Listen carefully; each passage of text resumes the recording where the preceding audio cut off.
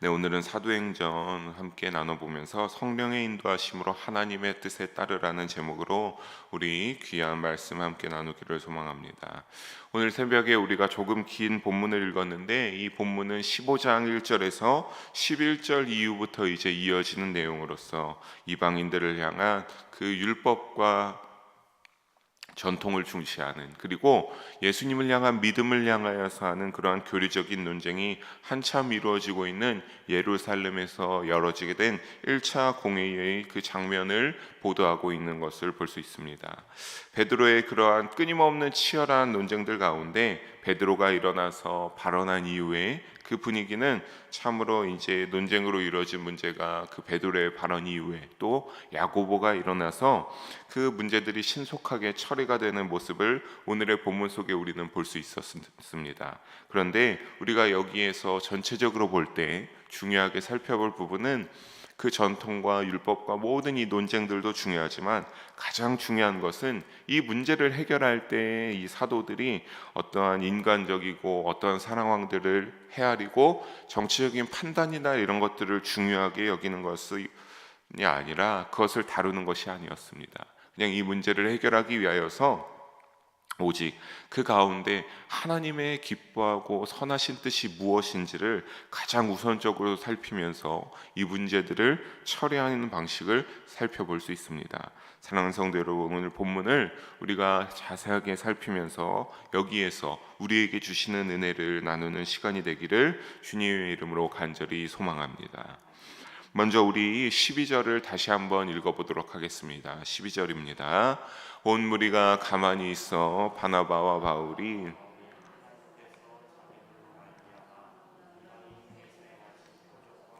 기사에 관하여 말하는 것을 듣더니. 아멘. 온 무리가 가만히 있다라고 했습니다. 그러니까 참으로 치열하게 논쟁하고 있었는데 아까 말씀드린 대로 베드로가 일어나서 우리 이전에 보게 되면 발언을 하고 난 후에 분위기가 권위 있는 이 베드로의 말을 듣고 분위기가 잠잠해졌습니다.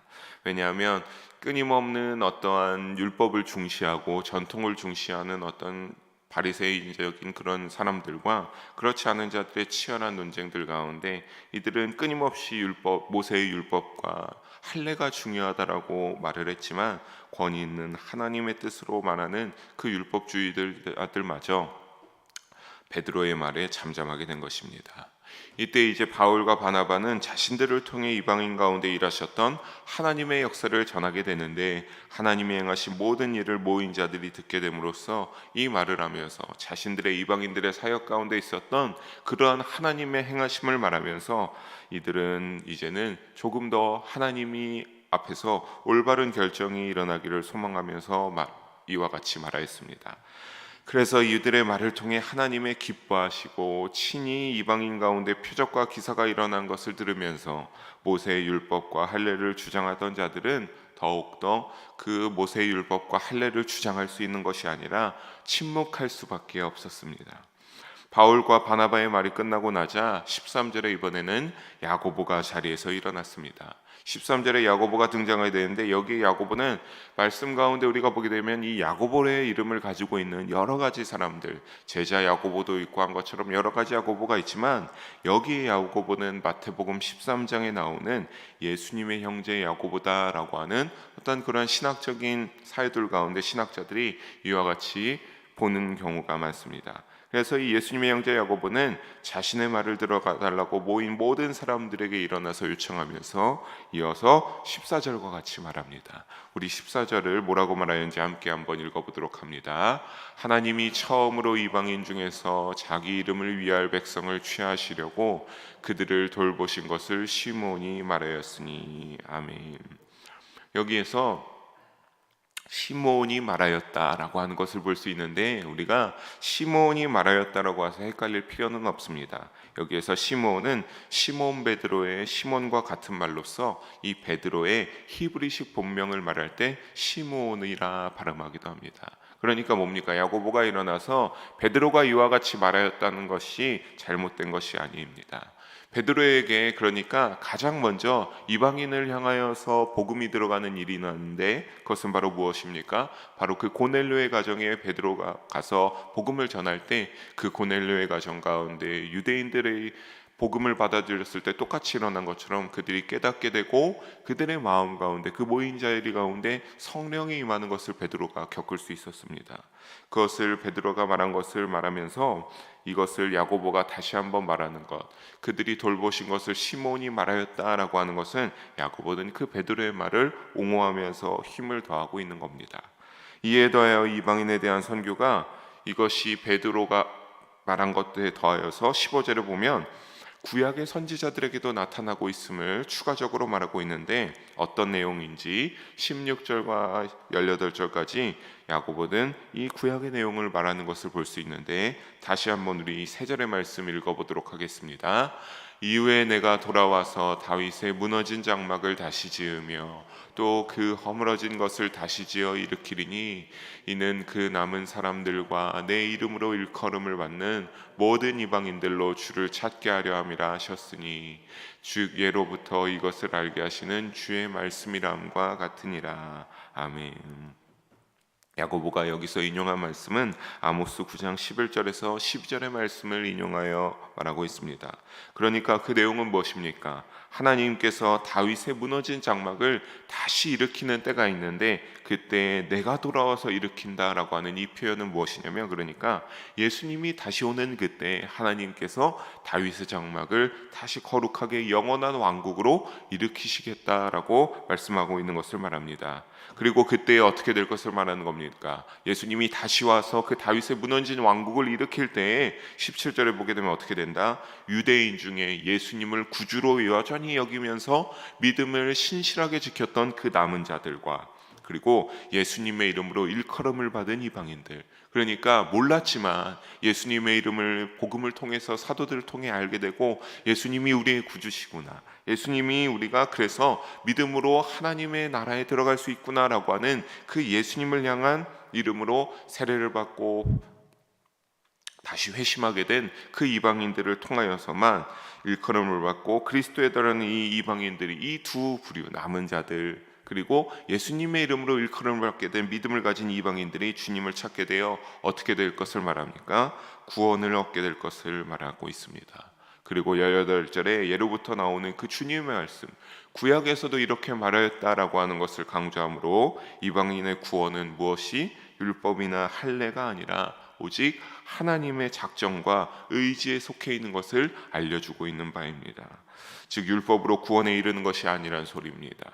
그 반드시 오직 하나님, 유대인이든 이방인이든 누구를 믿음으로 오직 예수님을 나의 그리스도로 여기고 예수님을 믿음으로 나아갈 때 어떠한 사람이든지 하나님 나라의 구원으로 얻을 수 있음을 강조하고 있음을 우리는 알 수 있습니다.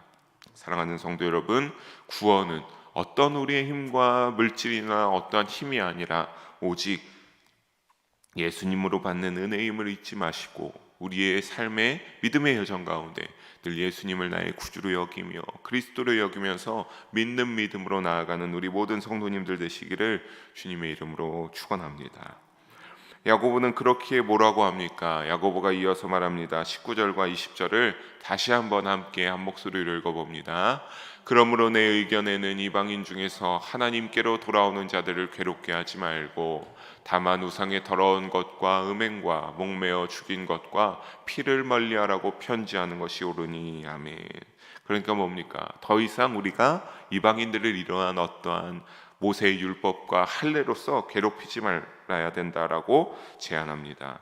왜냐하면 모세의 율법 준수와 할례 강요는 법을 중시하는 자들의 어떤 종교적인 전통을 따라서 하는 것이기 때문에 구원에 반드시 필요한 것은 아니며 하나님의 뜻도 우리가 그러하다는 것을 지금까지 봤기 때문에 야고보는 이와 같이 제안하고 있는 겁니다. 다만 그렇다고 율법의 모든 것을 무시하는 것이 아니라 20절에 말한 것처럼 네 가지를 자제하자고 권면합니다. 우상의 더러운 것과 음행과 목매어 죽인 것과 피를 멀리하자라고 편지를 써서 전달하고자 말합니다.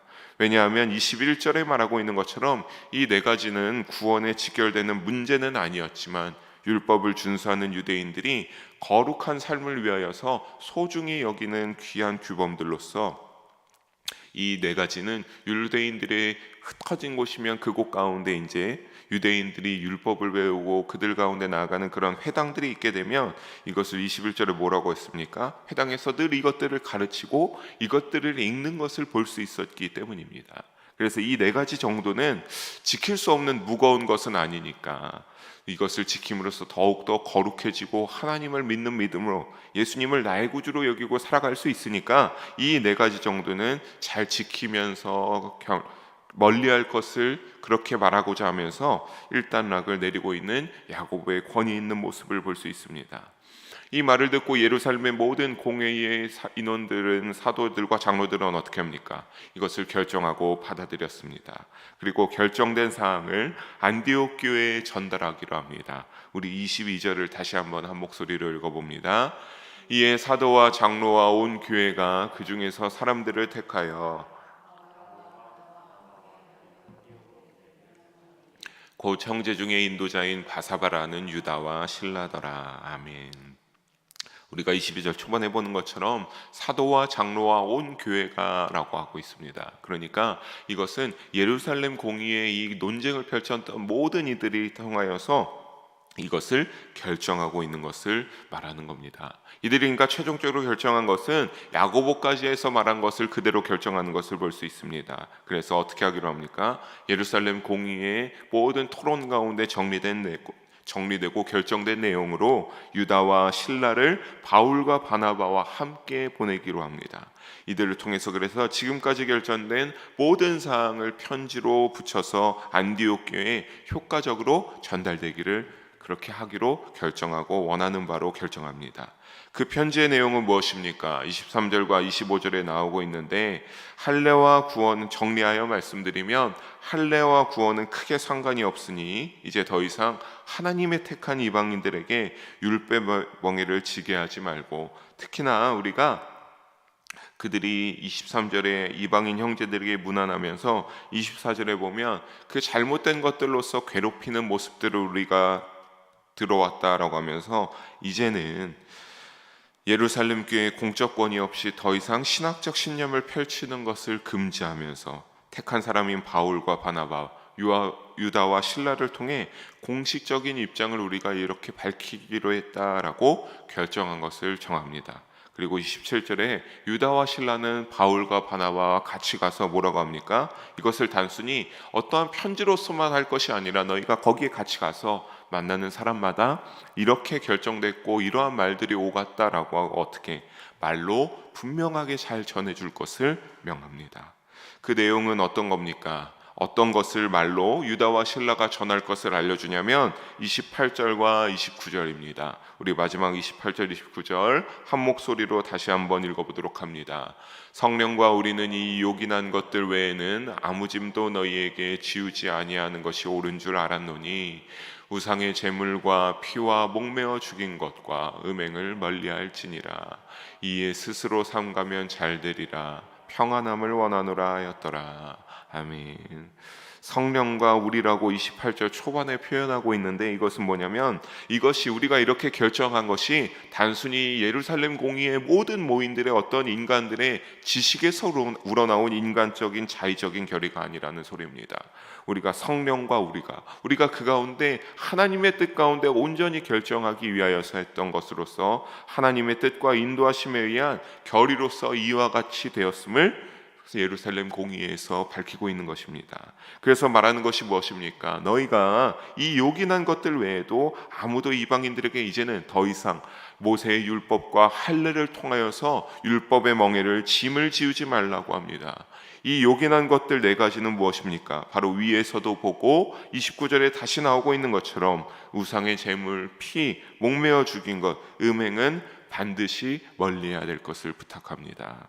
결국 성령의 역사하심으로 율법 준수가 구원의 조건이 될 수 없음을 결의하였음을 밝히고 있는 것이며 이를 지켜 어떻게 되기를 원합니까? 모든 이방인들에게 예수님을 구주로 여기고 하나님의 나라로 하나님을 믿고 살아가는 이들에게 평안함을 원한다고 말하면서 율법과 믿음으로 인해 열렸던 그 예루살렘 공의의 모든 것이 정리되는 것을 볼 수 있습니다.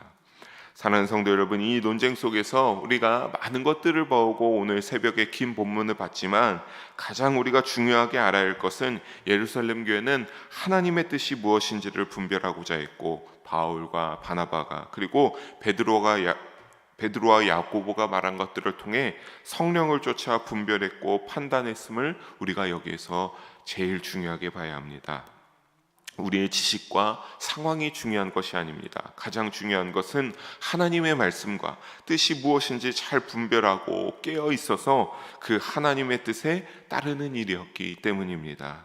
그러기에 베드로와 야고보는 이 가운데 우리가 보면 어떤 겁니까? 자신들이 경험했던, 그리고 하나님의 말씀을 통하여서 말하면서 그 상황 가운데 어떠한 인간적인 거나 정치적인 판단을 하지 않았습니다. 오직 하나님의 말씀을 표준으로 기준으로 삼고 그 가운데 하나님의 뜻을 끊임없이 생각하며 성령이 주신을 통하여서 하나님이 기뻐하시는 뜻을 찾아 이 예루살렘 공의의 문제를 해결하는 모습을 볼 수 있습니다. 우리도 믿음을 가지고 살아가면서 이와 같이 늘 판단하고 선택해야 되는 상황들이 늘 있으실 줄로 압니다. 저 역시도 그러한데, 그러한 상황들은 반드시 믿음을 가지고 살아간다라고 하면 세상의 순리대로 살아갈 수 없기 때문에 우리에게 선택하고 결정하고 판단해야 되는 그러한 상황들이 생기기 마련입니다. 그때마다 사실 사람인지라 우리는 어떻게 하게 됩니까?